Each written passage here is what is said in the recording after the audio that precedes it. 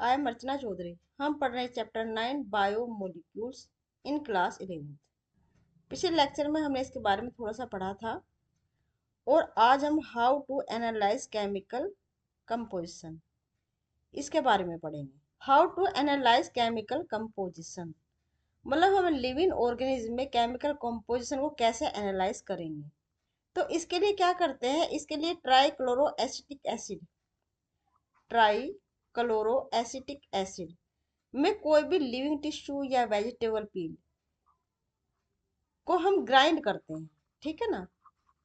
Living tissue या vegetable peel को grind करते हैं और ग्राइंड करने के बाद में उसको एक पतले कपड़े से छान लेते हैं, है ना। छान लिया तो इसमें दो चीज बनेंगे, एक तो फिल्ट्रेट मतलब जो फिल्टर हो गया, और एक वो जो फिल्टर नहीं हुआ वो कपड़े के ऊपर रह जाएगा, है ना। और दूसरे शब्दों में हम ये भी कह सकते हैं जो एसिड में सोलुबल है वो तो नीचे आ जाएगा, जो इनसोलुबल है वो ऊपर रह जाएगा। We can continue asking in the same way what type of the organic compounds are found in living organisms. How does one go about finding the answer? मतलब कैसे पता चलेगा? To get an answer, one has to perform a chemical analysis. We can take any living tissue, a vegetable or a piece of and grind it.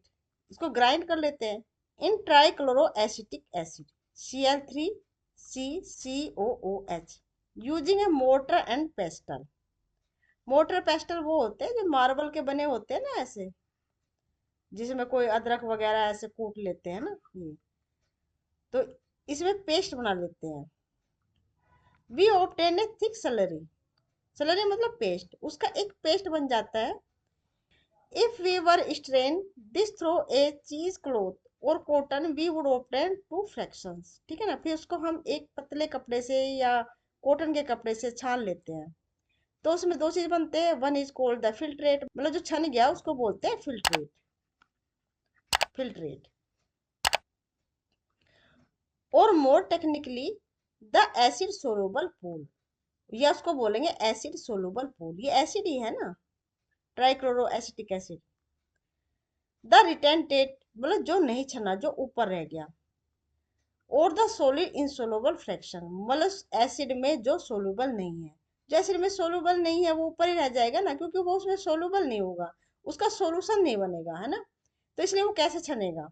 Scientists have found thousands of the organic compound in the acidic soluble pool. इसमें बहुत सारे जो हैं organic compound मिलते हैं। Organic compound मतलब जिसमें carbon हो, कार्बन एसेंशियल रूप से हो, उसे कहते हैं ऑर्गेनिक कंपाउंड। जैसे C6H12O6, ये क्या कार्बनिक कंपाउंड है, न्यूक्लियोटाइड है, शुगर है, ये सब क्या है, ऑर्गेनिक कंपाउंड।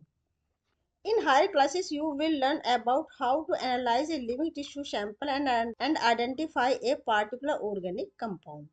मतलब हायर क्लास में आप ज़्यादा अच्छे से पढ़ोगे। It will suffice to say here that one extract the compound. That subjects the extract to various separation technique till one has separate a compound from all other compound. In other words, one isolate and purify A compound मतलब किसी compound को isolate करना, निकालना living organism से और उसको purify करना। Analytic technique when applied to the compound give us an idea of the molecular formula and the probable structure of the compound. इससे क्या कंपाउंड के स्ट्रक्चर का पता लगा सकते हैं, उसके मॉलिक्यूलर फॉर्मूले के बारे में पता लगाया जा सकता है। ये केमिस्ट्री में आप पढ़ोगे molecular formula. All the carbon compound that we get from living tissue can be called biomolecules मतलब जितने भी कार्बन कंपाउंड है जो लिविंग टिश्यू से मिलते हैं उन्हें कहते हैं बायोमोलिक्यूल्स। बायो मतलब लिविंग बीइंग से संबंधित है, लेकिन ऐसा नहीं है जो लिविंग ऑर्गेनिज्म है वो सिर्फ कार्बन कंपाउंड के बने हुए होते हैं, मतलब वो ऑर्गेनिक कंपाउंड के बने होते हैं, वो इनऑर्गेनिक के भी होते हैं, इनऑर्गेनिक कंपाउंड भी मिलते हैं, ठीक है ना। तो ये कैसे पता लगाएंगे कि लिविंग ऑर्गेनिज्म जो है वो इनऑर्गेनिक और ऑर्गेनिक दोनों एलिमेंट का बना हुआ होता है।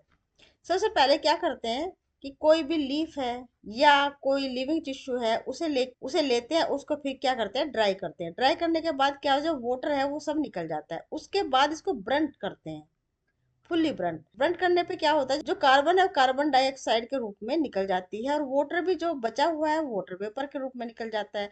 तो जो ड्राई पोर्शन बचता है ना उसको बोलते हैं एस। और जब इस एस को एनालाइज करते हैं तो इसमें बहुत सारे इनऑर्गेनिक एलिमेंट मिलते हैं। However, living organisms have also got inorganic element and compound in them. How do we know this? A slightly different but distinct experiment has to be done. इसके लिए एक्सपेरिमेंट करते हैं. One way a small amount of the living tissue, वो leaf हो सकती है या liver हो सकता है, this is called wet weight, मतलब इसको वेट वेट बोलते हैं.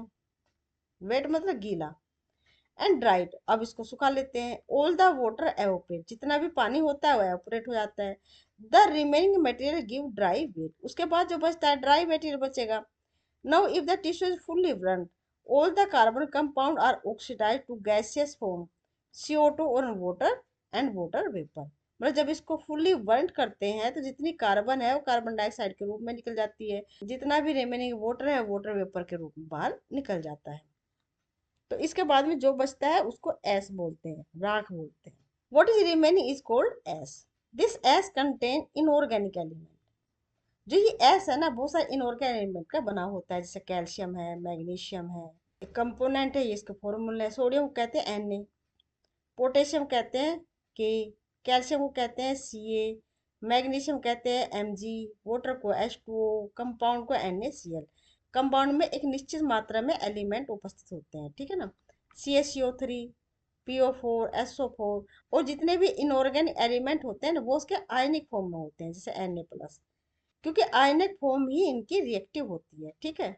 Inorganic compound like sulfate, phosphate, etc. are also seen in the acid soluble fraction. ये acid soluble fraction मतलब जितने भी ये एलिमेंट मिल रहे हैं ना ये एसिड में सोलूबल है. Therefore, elemental analysis give elemental composition of living tissue in form of the hydrogen, oxygen, chlorine, carbon, etc. इस रूप में inorganic element मिलते हैं.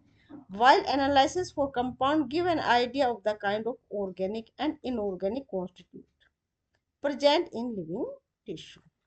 ये हमने देखे थे 9.1 टेबल. इसमें हमने कंपैरिजन किया था अर्थ क्रस्ट और ह्यूमन बॉडी में एलिमेंट में क्या डिफरेंस होता है. मतलब सेम सेम एलिमेंट मिलते हैं, बस इनकी कंपोजिशन में अंतर होता है, एक ह्यूमन बॉडी में और अर्थ क्रस्ट में. From a chemistry point of view, one can identify functional group like aldehyde, ketone, aromatic compound. मतलब जितने भी ऑर्गेनिक कंपाउंड होते हैं ना उनका अपना एक फंक्शनल ग्रुप होता है, जैसे एल्डिहाइड है, कीटोन है, एरोमेटिक कंपाउंड. एरोमा मीन्स होता है सुगंध, जिसमें एक रिंग मिलती है उसको कहते हैं एरोमेटिक कंपाउंड. एल्डिहाइड ग्रुप मतलब CHO, कीटोन CO, ये ग्रुप होते हैं. और जितने भी ऑर्गेनिक कंपाउंड है ना इनका फंक्शन इन्हीं पे ज्यादा डिपेंड होता है. जैसे ग्लूकोज है उसमें एल्डिहाइड ग्रुप मिलता है, ठीक है. फ्रक्टोज है उसमें कीटोन ग्रुप मिलता है, CO को बोलते हैं कीटोन ग्रुप.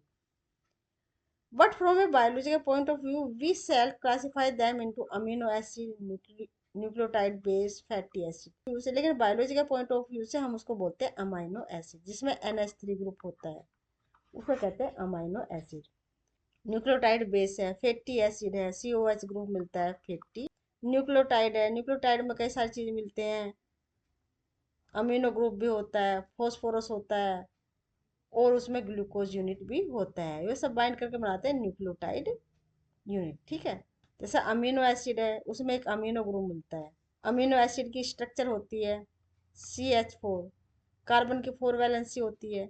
तो जो ये हाइड्रोजन है ये अगर रिप्लेस हो जाती है, इसमें एक तरफ रिप्लेस होता है COOH से, दूसरी तरफ रिप्लेस होता है ये NH2 से, और जो तीसरा है वो रिप्लेस हो सकता है सिंपल R. R कहते हैं ये मतलब उसका फंक्शनल ग्रुप है. ये सिंपल H भी हो सकता है, दूसरा भी कोई ग्रुप हो सकता है. तो इसी पे जो अमीनो एसिड का फंक्शन है ना वो बेस करता है. तो इसका फॉर्मूला हो गया CH, COOH, क्योंकि दो हाइड्रोजन रिप्लेस हुए, कार्बन की वैलेंसी 4 होती है ना, तो 1 2 3 रिप्लेस हो गए, एक बचा CH है ना, एक यहाँ से रिप्लेस हो गया NH3, एक यहाँ से रिप्लेस हो गया R.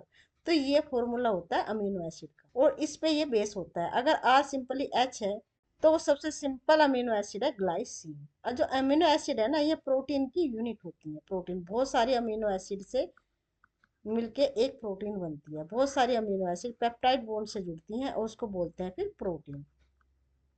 प्रोटीन, ठीक है बच्चों. इसको बहुत अच्छे से हम नेक्स्ट लेक्चर में पढ़ेंगे. आज का टॉपिक हम यहीं तक रखते हैं. अगर आपको वीडियो पसंद आई तो वीडियो को लाइक शेयर सब्सक्राइब करना ना भूलें बच्चों. मिलते हैं नेक्स्ट टॉपिक में, तब तक आप अपना ध्यान रखें, ख्याल रखें.